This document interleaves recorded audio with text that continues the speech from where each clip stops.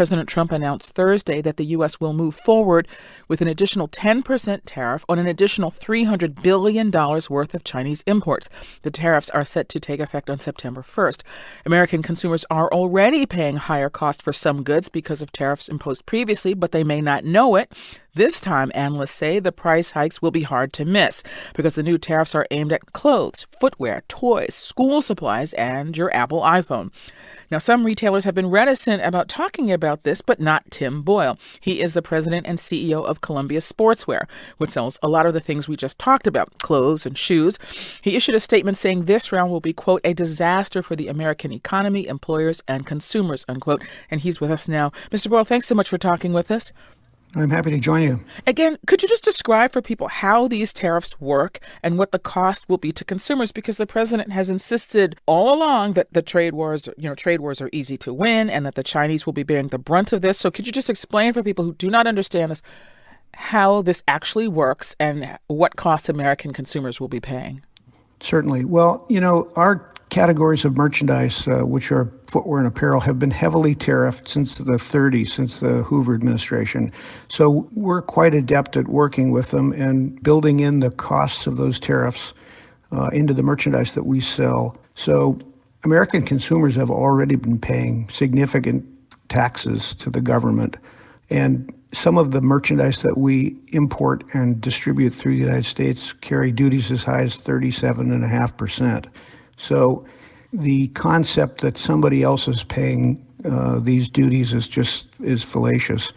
So it's possible that in some categories of merchandise that American consumers would be paying half of the price that they pay for the item is going to be tariff taxes. It's my understanding that under the law, companies can apply for exemptions. Is that a possibility for you? We may, but the chances of us getting these exemptions are almost impossible, in my opinion. How come? Well, just to get in line to ask for these exemptions is a significant process.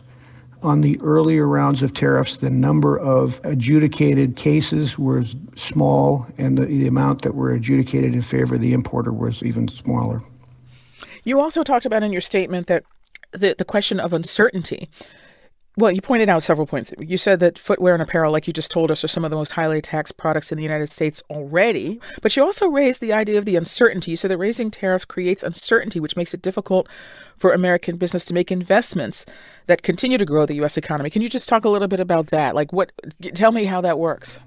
Well, many of the product categories that we build are seasonal, and the bulk of it is selling through stores like Kohl's or Dick's Sporting Goods or Recreational Equipment, REI.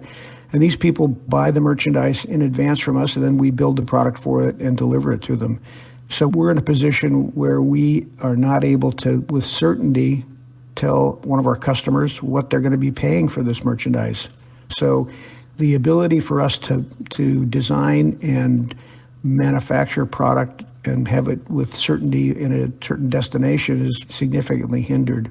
And before we let you go, has anybody from the administration reached out to companies like yours or your industry group, people whose businesses are likely to be heavily affected by this? Well, we've spoken to our delegation in D.C. about the topic, and they know well our feelings. We've had a proposed scheduled meeting with Mr. Kudlow, which has not happened. It's been on the calendar a few times. So the answer is no. I haven't spoken to anybody in the administration. That's Tim Boyle, the president and CEO of Columbia Sportswear Company. Mr. Boyle, thanks so much for talking with us. I hope we'll talk again.